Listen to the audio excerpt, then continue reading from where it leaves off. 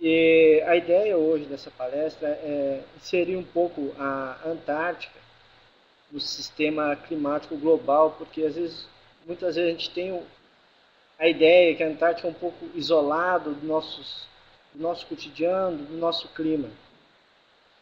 A palestra eu resolvi montar ela em três partes. Como a Antártica surgiu, como ela chegou ao ponto que ela está hoje, como ela começou essa cobertura de gelo, se sempre foi assim, quando começou. A segunda parte é em relação a como a Antártica está hoje, o clima da Antártica hoje, variação de temperatura, como é que é o sistema de vento, precipitação. E a terceira parte é em relação ao clima futuro, o que se espera de mudanças climáticas, se estão ocorrendo e como estão ocorrendo na Antártica. Se eu começar a falar muito rápido, peço para eu falar rápido. Então, eu peço para que vocês me corrijam caso eu comece a falar muito rápido. Ok? Então, a, a estrutura da palestra está da seguinte forma. Então, como eu falei, como surgiu a Antártica, quais são os métodos para estimar a evolução climática da Antártica? Essa é a primeira parte que eu chamo, então. Esses dois primeiros itens são os dois pontos que eu vou falar agora no início. E é onde se encaixa o meu trabalho de doutorado. Eu estou fazendo, eu trabalho com a parte de mudança climática, mas com a mudança climática voltada para o passado. Mais à frente eu explico por que eu estudo o passado da Antártica ao invés de estudar o clima futuro. Então, aqui a Antártica atualmente e o clima da Antártica é o que está acontecendo agora. Então, circulação atmosférica, como é que é a circulação oceânica, a variação de temperatura, como ocorre a variação de gelo, precipitação, o sistema de ventos que circundam a Antártica, como é que é esse sistema, como a gente obtém esses dados climáticos da Antártica, a gente seja confiável. E por fim, as projeções para o clima futuro da Antártica, onde a Antártica se encaixa nesses cenários de mudanças climáticas. Ok? Então, como a Antártica surgiu? A Antártica nunca não esteve sempre lá onde ela está agora e nunca teve, nem sempre manteve esse formato atual de totalmente coberto de gelo. Então, nesse gráfico aqui da direita, eu tenho uma escala de tempo de milhões de anos, 80 milhões de anos atrás, até o zero, que é o presente. E aqui no eixo X, eu tenho a temperatura global estimada em relação ao presente. Então, aqui a gente vê que mais ou menos a extinção dos dinossauros ocorreu em torno de 70 a 60 milhões de anos atrás. Apenas para vocês terem uma noção de escala de tempo. E veja que naquele período o globo, a Terra, era em torno de 5 graus mais quente que hoje. Nós viveríamos um mundo bem mais quente naquela época. Os primeiros blocos de gelo começaram a surgir aqui em torno de 35 milhões de anos atrás. E é classificado um período entre o período Eoceno, os primeiros blocos, a temperatura média da Terra era em torno de 4 graus mais quente que hoje, e as concentrações de CO2 atmosférica eram bem maiores. E com o passar do tempo, então, a Antártica foi com períodos com maiores gelos, outros com maior retração. Então, assim, os primeiros blocos de gelo que ficaram permanentemente sobre o continente foi em torno de 20 milhões de anos atrás. Então, 20 milhões de anos atrás, nós já estamos num período entre o Oligoceno e o Mioceno. Ou seja, então, a partir de 20 milhões de anos atrás. Até hoje, sempre tivemos presença de gelo continental na Antártica. Então, a partir daí, a gente consegue já a desenhar, a estipular essa formação de gelo. Mas como esse gelo se formou lá? Como a gente teve essa variação do rio, esse declínio, essa faixa de tempo? Bom, Teorias são várias para que isso. São várias teorias que surgiram, desde a posição da Terra em relação ao Sol, o deslocamento de placas tectônicas, variação de CO2, enfim, existem várias teorias. Porém, as mais aceitas são o deslocamento das placas tectônicas e a redução do CO2 atmosférico. Essa teoria do deslocamento de placas, das placas tectônicas, baseava o seguinte: a Antártica ela ficava presa junto à América do Sul, nesse ponto, junto à Austrália, nesse ponto. Então, as primeiras pesquisas que começaram a surgir lá pela década de 80, década de 90, argumentavam que essa separação da Antártica, aqui da América do Sul, onde hoje é o Estreito de Drake, e aqui com a Austrália, onde eles chamavam de passagem da Tasmânia, essa separação da Antártica nesses dois pontos era o responsável, o principal fator responsável pela formação de gelo na Antártica. Os autores alegavam, então, que essa são uma circulação atmosférica e uma circulação oceânica que isolaria a Antártica dos demais continentes. Dessa forma, e claro que com menos radiação chegando solar, seria o responsável o principal fator responsável pela formação da Antártica. Bom, porém, aqui uma outra imagem, então, só para vocês se localizarem um pouco melhor. Então, aqui é o Estreito de Drake, onde seria uma das aberturas, e aqui a passagem da Tasmânia, seria a outra abertura. Então, essas aberturas que isolariam a Antártica territorialmente e, vamos dizer assim, climaticamente das demais regiões do globo. Porém, essa teoria sobre o deslocamento das placas tectônicas como principal fator começou a sofrer alguns questionamentos da comunidade científica relacionada a clima e reconstrução climática. Então começou a surgir uma outra teoria, bem mais consistente, bem mais aceita, que seria a redução do CO2 atmosférico, a concentração de CO2 atmosférico. Eu tenho a concentração de CO2 atmosférico. Lembrando que hoje a concentração de CO2 é em torno de 400 partes por milhão de volume. Então aqui eu tenho uma escala de 0 até 2000, que a gente chama de ppm, então que é partes por milhão. E aqui no eixo X eu tenho o tempo, que começa há 60 milhões de anos atrás até o zero, que é o presente. Vocês percebem que aqui tem uma linha pontilhada, que é mais ou menos a faixa dos 400 partes por milhão. Essa é uma figura que eu retirei de um artigo, eu acabei esquecendo de citar aqui os autores, mas depois, caso alguém tenha interesse, eu repasso. Então, essa linha preta aqui, que vocês estão vendo, é uma linha preta, que começa a 60 milhões de anos atrás, até zero.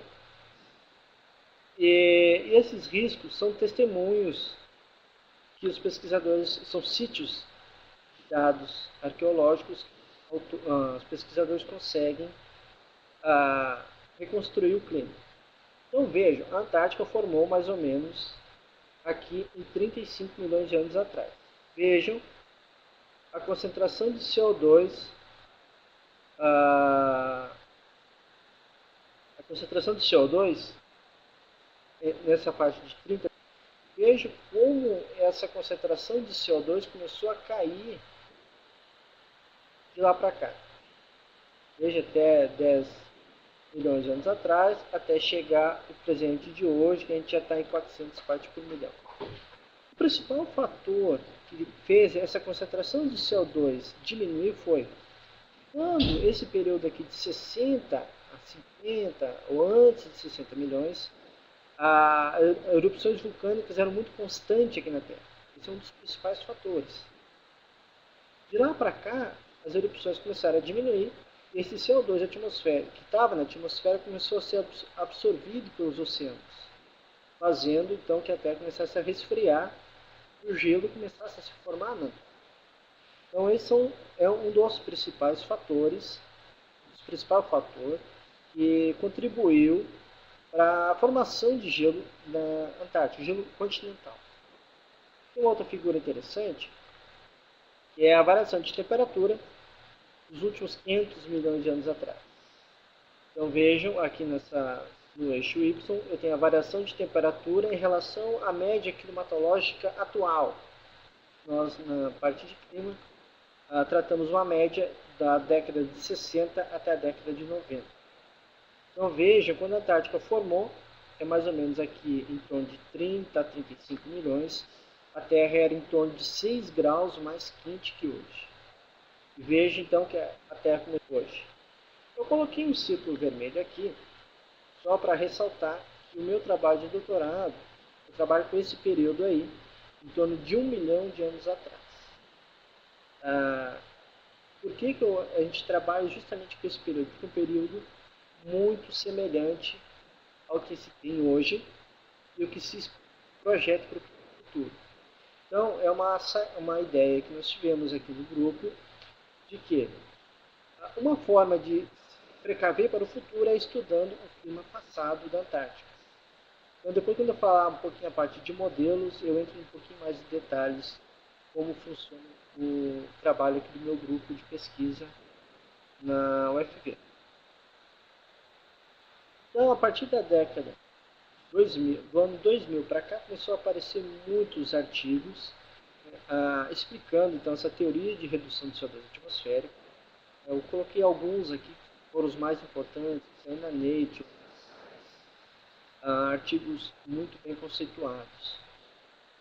Porém, teve dois autores que destacaram muito esses trabalhos, que foram David Pollard e Robert de Conte. São dois autores de bibliografia. E esses autores, então, que começaram a associar essa influência do CO2 atmosférico em relação à formação de gelo da Antártica.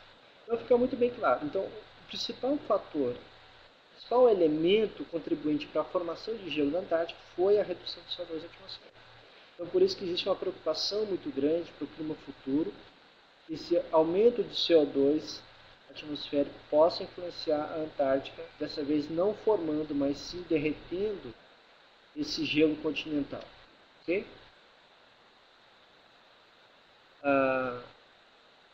Como a gente faz para estimar essa evolução climática? Não só da Antártica, mas como a evolução climática global. Como se dá esses métodos?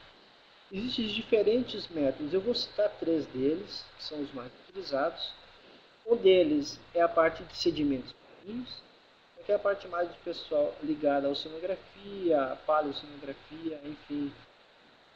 São sedimentos transportados pelos ventos dos continentes, como areia, qualquer material particular. É transportado pelos ventos dos continentes, pelos rios que desembocam, né, água nos oceanos. Isso vai acabando, né, restos de animais, ou qualquer forma de se toca e se aloja no fundo do oceano. Esses pesquisadores retiram camadas do assoalho oceânico, né, para estudar a composição atmosférica, química, biológica, qualquer forma ligada à evolução climática. Então essa é uma forma de se estudar a evolução climática. O segundo método também é bastante conhecido, né, é a parte de testemunhos de gelo. Então, quando os pesquisadores vão até a Antártica ou a Groenlândia, né, no Polo Norte, enfim, regiões polares ou regiões que tenham neve, altos, né, cilindros de gelo, onde esse gelo acabam tendo composições químicas da atmosfera presentes nesses cilindros. Porque conforme a neve vai caindo, ela vai se alojando uma em cima da outra, camada em cima da outra. E entre essas camadas ficam bolhas de ar aprisionadas.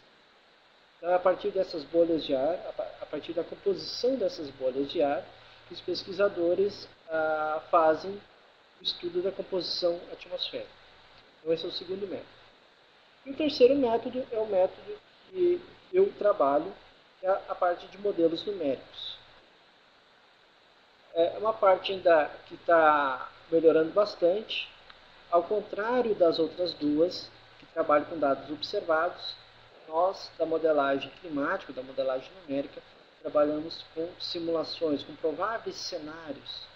O que a gente faz com nossos modelos é pegar o globo e dividir ele em grades, como está aqui, a gente chama isso aqui de grade, como se fosse uma mapa.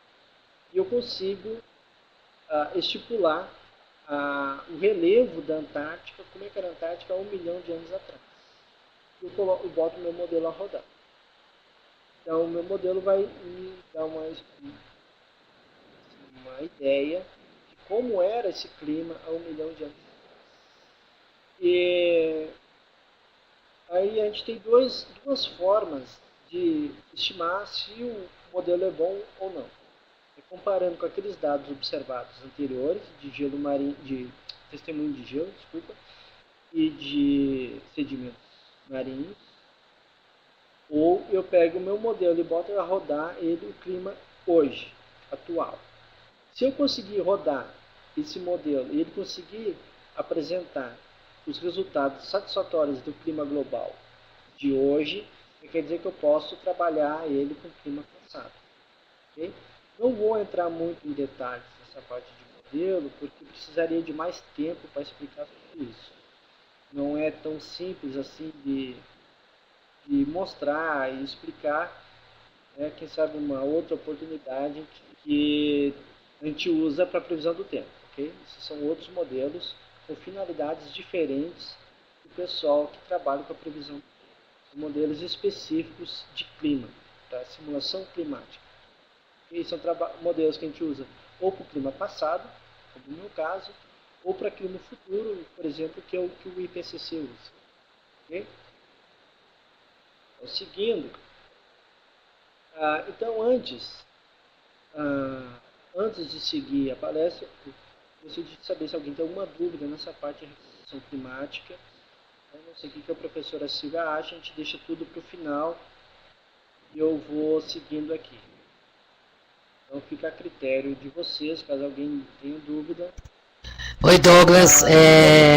Deixa eu só falar para as pessoas, caso queiram fazer alguma pergunta durante a palestra do Douglas, basta levantar a mão. Para levantar a mão, basta ir no ícone de um corpinho, uma cabecinha ali, ó, com a mãozinha levantada no topo, clica sobre ele que nós vamos saber que você quer fazer alguma pergunta, ok? Douglas, só para você saber, a sua palestra tem... É isso. Bom, se alguém tiver alguma dúvida, pode levantar a mão, ok? Pode...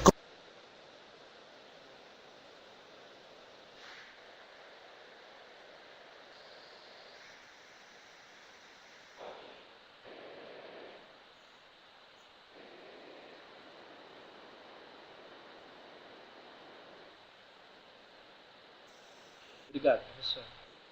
Bom, então, acho que agora vai ser mais rápido, vai terminar dentro do prazo. Bom, então essa foi a parte de reconstrução, a parte de formação da Antártica, como surgiu a Antártica.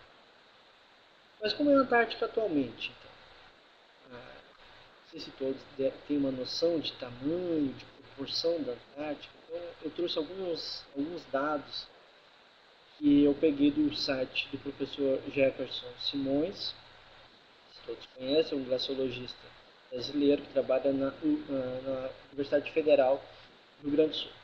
Então aqui apenas preciso localizar. Então aqui está a América do Sul, e aqui embaixo a Antártica, e aqui em vermelho. Em relação a números, a Antártica, a área do continente antártico, incluindo as plataformas de gelo marinho, tem em torno de 13 milhões e 660 mil quilômetros quadrados.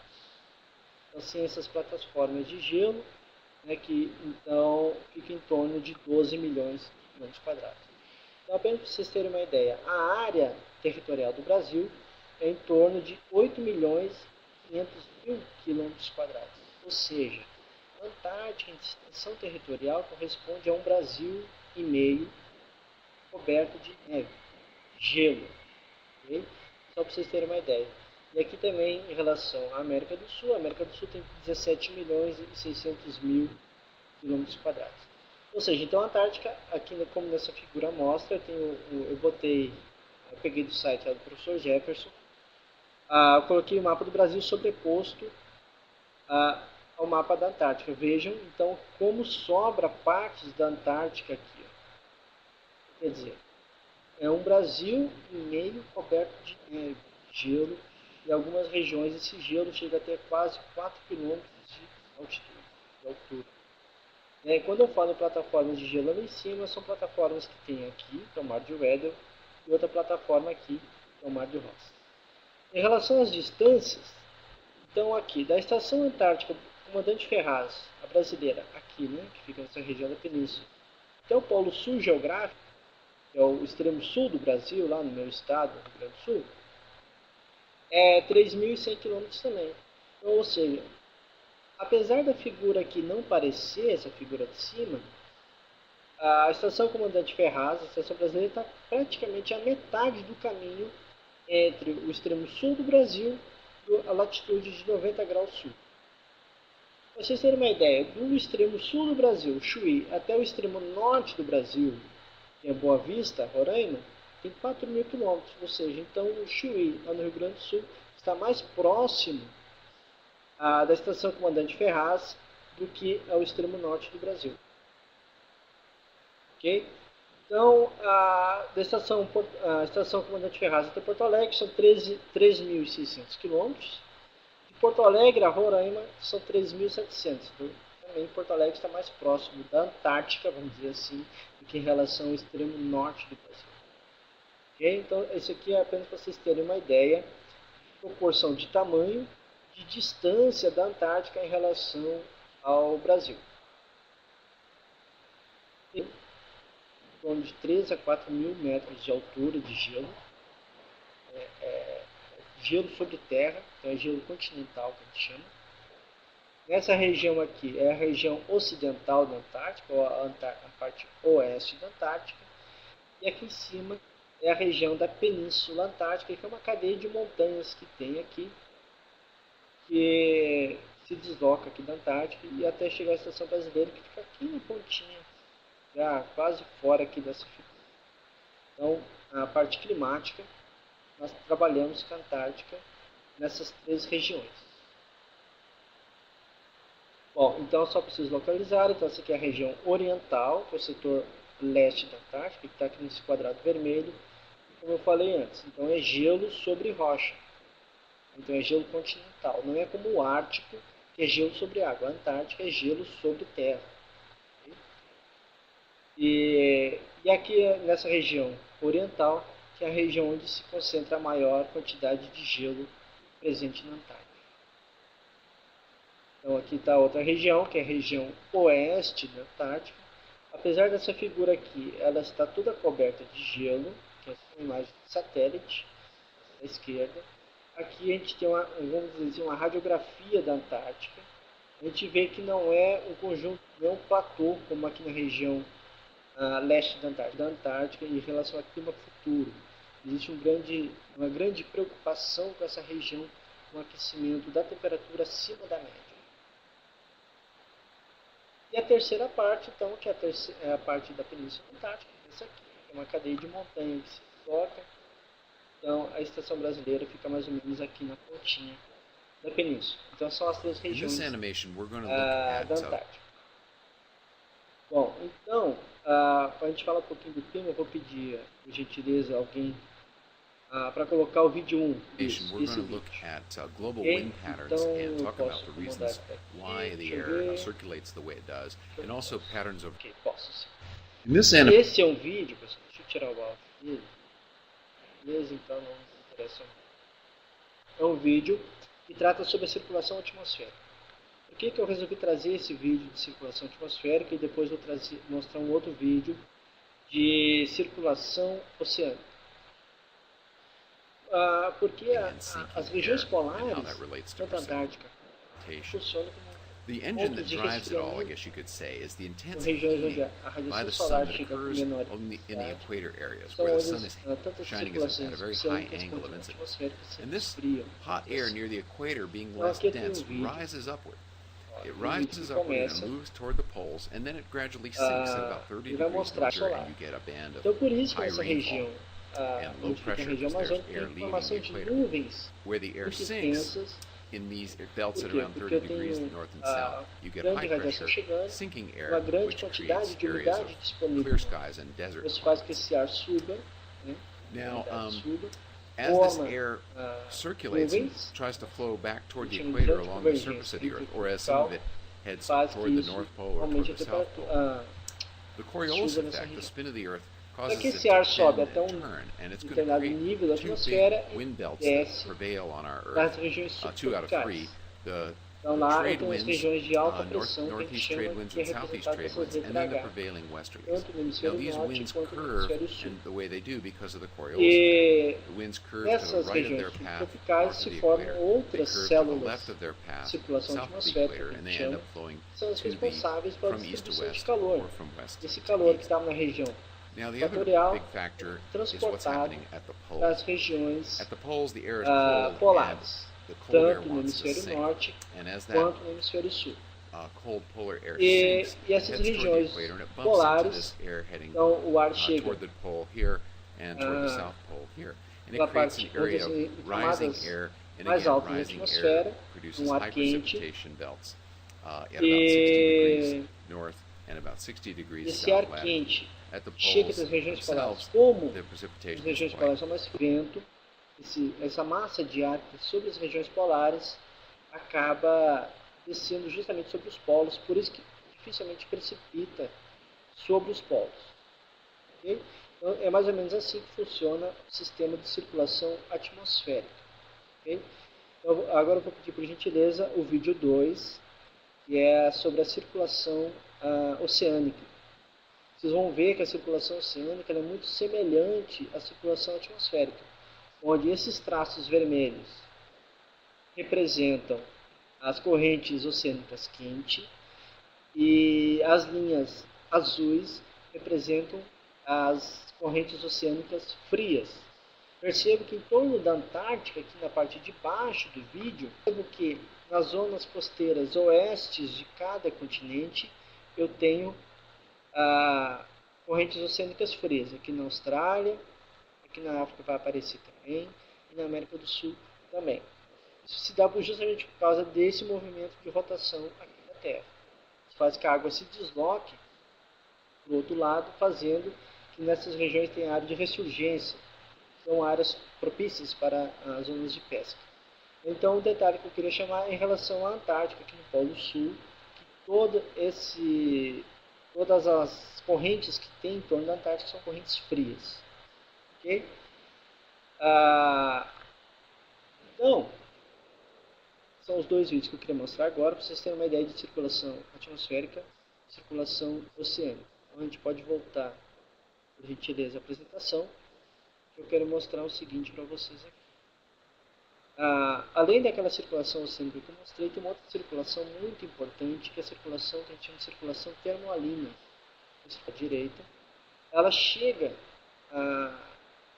fria, no fundo oceânico. Aqui essas linhas azuis aqui são correntes de fundo oceânico, ou seja, ela chega fria aqui, né, passa pelo Brasil. Na Antártica ela ressurge, justamente por causa que na Antártica tem menos, essa região muito salina, muita salinidade. Então essa água acaba ressurgindo, aflora e segue para outras regiões. Essa circulação é importante porque é ela que faz vamos dizer, a distribuição de calor no globo. Okay? E existe uma grande preocupação que o derretimento do gelo na Groenlândia, né, e na Antártica possa afetar essa circulação. Então, existem pesquisas relacionadas a isso, trabalhando em relação a essa distribuição de calor da circulação termoalina. Okay? Então, esse é mais ou menos que funciona a circulação atmosférica e circulação oceânica. Antes de começar o vídeo 3, trata sobre a variação da temperatura global. Um vídeo que tem no site da NASA, um vídeo livre para quem quiser acessar. E aí eu abro um parênteses aqui, antes de começar esse vídeo. É um vídeo que trata de, que a gente chama de anomalias de temperatura. Ou seja, são temperaturas desde 1800 e poucos, por exemplo. Anomalia a gente chama quando a temperatura de um ano ou de 2 anos está acima ou abaixo dessa média. Então a gente vai ver nesse vídeo aqui como foi essa temperatura de lá para cá. E vejam só essa animação.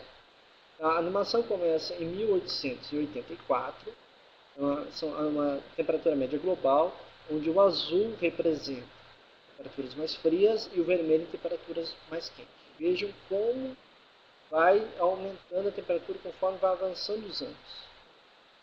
Vejam só, então, a partir da década de 80 para cá, vejo que as regiões em vermelho começou a aumentar muito no globo, até chegar à temperatura média global de 2011. Vejam que a região, praticamente todo o globo, apresentou temperaturas acima da média. Então isso já é uma ideia de que realmente o clima está aquecendo sim. Pode voltar para a apresentação. Então aqui tem uma outra figura que mostra a Antártica.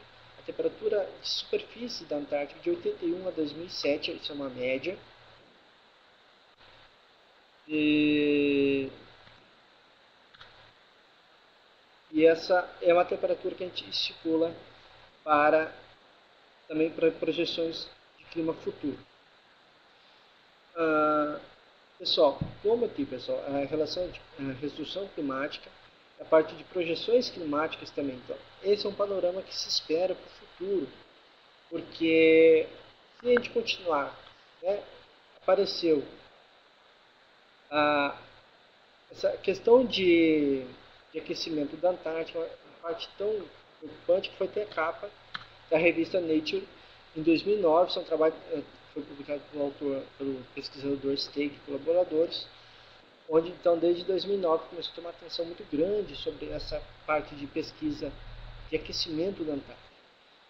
E isso tem nessas regiões em vermelho aqui, são regiões, principalmente da península, lembra que eu falei anteriormente, essa região oeste da Antártica, são regiões muito preocupantes, onde tem uma perda de gelo muito grande e um aumento de temperatura acima da média global. Então, esse aqui é um outro trabalho que eu peguei, desse pesquisador, do Leverman et al., que foi publicado agora há pouco tempo, onde ele faz previsões de perda de gelo para o clima futuro com diferentes modelos. Ele pegou 5 modelos diferentes, e desses 5, 4 mostram as regiões em vermelho, são regiões onde a Antártica perderia a sua parte de gelo continental. Em relação ao gelo marinho, essa é uma reportagem também esse ano muito assim, tendenciosa, em julho desse ano, dizia derretimento no hemisfério norte e resfriamento no hemisfério sul. Isso porque a concentração de gelo marinho na Antártica está aumentando. Esse aqui é um gráfico desse ano em relação aos outros anos, e o ano de 2014 estaria acima da média. E aqui eu tenho outro gráfico de 85 a 2015, essa linha em verde seria o aumento da extensão do gelo marinho, e um resfriamento da temperatura da superfície do mar nesse gráfico de baixo. Só que, como o gelo vai estar aumentando, se a tendência é de aumento de temperatura. Então foi que apareceu esse trabalho aqui, esse pesquisador, John Marshall. Eu não vou pedir para colocar o vídeo 4, por uma questão de tempo, mas seria o seguinte, pessoal. Vou explicar ele rapidinho. Como a Antártica, gelo continental, é gelo sobre terra, solo, quando esse gelo derrete, ele vai para o oceano adjacente, né? Como é água doce, ele é menos denso que a água salgada. Ou seja, então essa água doce proveniente do derretimento, ela não se mistura com outra água, ela não afunda, ela fica sobre a superfície. Então isso faz que essa água doce do derretimento acaba se expandindo, né, espacialmente, porém numa camada de gelo muito fina. Então, se a gente analisar a espessura de gelo da Antártica, o gelo marinho, não gelo continental, o gelo marinho estaria mais fino que o normal. E as correntes oceânicas, aquela que eu falei lá da circulação termoalina, que deveriam aflorar aqui em torno da Antártica, acabam não subindo para a superfície. Isso faz que essa água, que é coberta de gelo, eu estaria cavando o gelo da Antártica por baixo. Isso existe toda uma preocupação em cima disso. Então, o gelo marinho, apesar de estar aumentando, isso não é um bom sinal em questão climática. O sistema de ventos e precipitação, então, conforme eu falei antes, aqui então o vento ele chega em altas altitudes e desce sobre a Antártica, nessa circulação troposférica que a gente chama, e forma os ventos catabáticos que a gente chama. Então, aqui nessa outra figura, essas linhas em verde são regiões onde os ventos catabáticos. Nessa região, eu tenho 4.000 metros de altitude até chegar à superfície do mar aqui. Então, eu tenho um ar que é frio sobre a Antártica, 4.000 metros.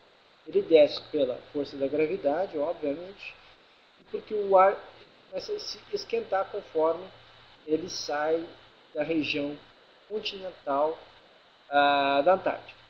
Então isso faz que então lá tem neve se não precipita nessa região. Por causa do sistema de ventos, esses setinhas em azuis em torno da Antártica faz que a neve que precipita seja carregada para a região continental por causa dos ventos. E só um detalhezinho aqui, nessa região aqui no Mar de Ross, tem uma região que a gente chama de dry valleys, os vales secos. São regiões como essa, são regiões sem gelo e sem neve, né, bem próximo do polo relativamente, mas são regiões com ventos muito intensos. Então isso faz que o vento carregue o gelo e a neve que estão nessas regiões aqui, só em poucas regiões montanhosas. Só tem um detalhezinho para quem não conhecia os dry valleys. Como a gente obtém esses dados? Então a gente obtém dados através de estações meteorológicas automáticas, que a gente mede temperatura, vento, umidade, precipitação, temperatura, várias variáveis meteorológicas. E aqui eu tenho cada pontinho vermelho desses são estações meteorológicas automáticas disponibilizadas na Antártica. São 137 estações até o ano passado. Porém, isso é um número muito pequeno se a gente tratar de uma região que equivale a um Brasil e meio. Então, a parte de dados observados é muito pequena ainda. Outra forma de obter dados são através de radiosondagens, são esses balões que a gente tem, são a umidade, vários sensores de variáveis meteorológicas. Então esse balão sobe pela atmosfera, que está aí pequenininho, em branco, vai subindo e nos dá um perfil vertical da atmosfera, como nesse gráfico aqui. Não é só a superfície que nos interessa, a parte de vertical também. Então esses pontinhos de preto são onde estão as partes de radiosondagem. E então tem satélites também, pós-oceânicas, radares por elevação que a gente chama, e a parte de modelos climáticos que a gente usa também. Então, pessoal, e a parte de clima futuro, então, que a gente mostra que o ser humano é um dos principais responsáveis, sim, por essa possível alteração climática que está acontecendo. A gente só vê isso pela variação de CO2. Então, pessoal, tive que correr um pouquinho aqui no fim. E a mensagem que eu queria dizer é: existe reversão para essas mudanças climáticas? Sabe? Provavelmente não. Mas quem sabe nós possamos começar a trabalhar um pouco conscientemente para mudar um pouco essa parte de alterações que principalmente o homem vem fazendo, e cabe como nós, pesquisadores, mudar isso aí. Então, pessoal, mais ou menos isso. Desculpa por ter... Douglas, muito obrigada. Desculpa ter que te acelerar, né? Estou mesmo preocupada com... maluco, né? Queria saber se alguém tem alguma pergunta. A gente tem aqui alguns minutinhos. Se alguém quiser fazer alguma pergunta, pode escrever aqui na sessão de bate-papo. Eu só queria dizer, Douglas, que a pergunta que eu tinha enquanto as pessoas se organizam aí para caso queiram fazer. Eu queria dizer que a pergunta que eu tinha era justamente sobre um tema que você comentou, que é sobre a cobertura de gelo que está aumentando, né? Saiu uma matéria essa semana, se não me engano, ontem ou anteontem, na Exame. Eu vou até compartilhar aqui com vocês, né? Mas você já comentou, mas assim, é um tema que eu acho que é um tema recorrente, porque a questão do aquecimento com derretimento e com expansão do gelo, parece que essas coisas não estão bem diretamente relacionadas, né? Pelo que eu entendi, apesar de haver um aumento na cobertura de gelo na Antártica, o aquecimento global, ou, enfim, prevalece, né? Quer dizer, não sei. Enfim.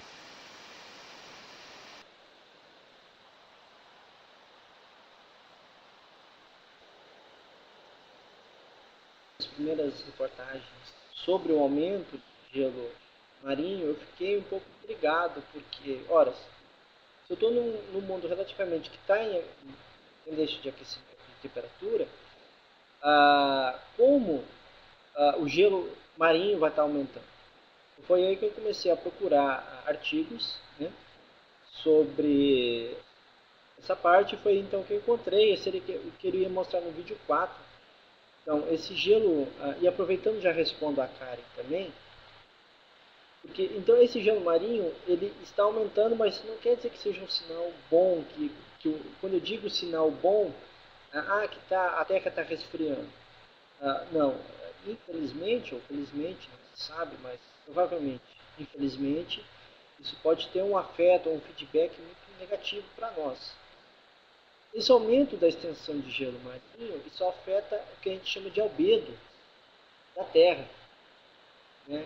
Que seria essa parte aqui, essa figura aqui, ó. Quando eu tenho a parte coberta de neve, a radiação que chega, a grande parte dela, em torno de 95%, é refletida de volta para o espaço. Quando, essa figura aqui, quando eu não tenho gelo, essa radiação é absorvida, então isso dá a tendência de aquecimento maior, ação solar. Então, o que seria uma resposta boa, esse aumento de gelo marinho, em relação a essa parte do albedo, de radiação, ela está começando a ficar preocupante. Por quê? Porque a cobertura de gelo, essa cobertura de gelo marinho é muito fina. Não tem uma espessura que se esperava ter. Então, isso acaba influenciando na circulação oceânica também, né? Até a parte de distribuição de calor. Então, essa é uma parte, um detalhe muito importante que me chamando muito. Para mim, respondeu. Eu não sei, a Karen acho que está. A Mônica também está satisfeita.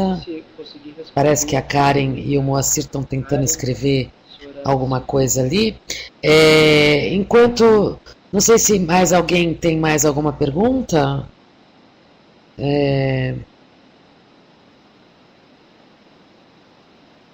Eu vou. Enquanto as pessoas terminam de escrever o que estão escrevendo, coloco o vídeo e quem puder ficar para assistir, aí assiste, tá bom? É só por conta do nosso tempo mesmo dessa palestra. Por isso.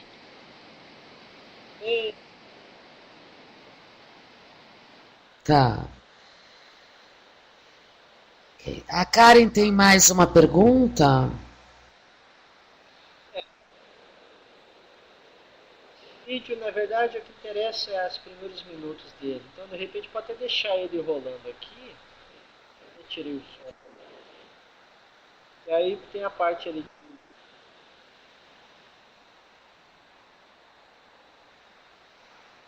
Deixa eu ver aqui.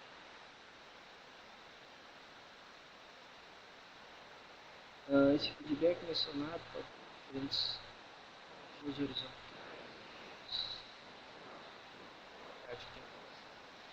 Então, cara, essa parte de quando eu falei de feedback em relação ao gelo, né, principalmente coberta de gelo recente com gelo mais claro,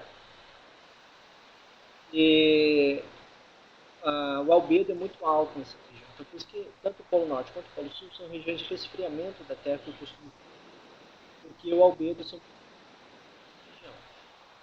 E quanto mais escuro for a superfície, por exemplo, oceanos, florestas com um albedo baixo, regiões têm uma tendência de aquecimento, uma retenção de calor, de radiação maior que as regiões polares.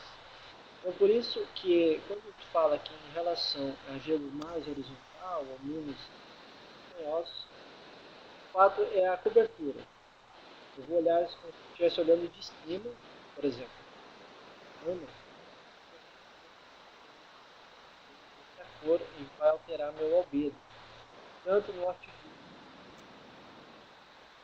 Essa aqui, ó, vejo que quanto mais branco, como as regiões polares e as regiões de deserto, as regiões têm um albedo elevado. E essa é uma pergunta que eu vou ficar te devendo em relação a isso. A gente até comentou lá em Arraial do Cabo, no mini curso, que os estariam aumentando não, mas provavelmente pode ter uma influência assim. Gelo, a gente teria uma redução do albedo, né? Seria menos superfície branca, né? Que seria a região do solo exposto. Mas ainda não encontrei trabalhos relacionados diretamente a isso, ao aumento de temperatura no verão especificamente e alteração de albedo. Ok, Douglas, pessoas, muito obrigada.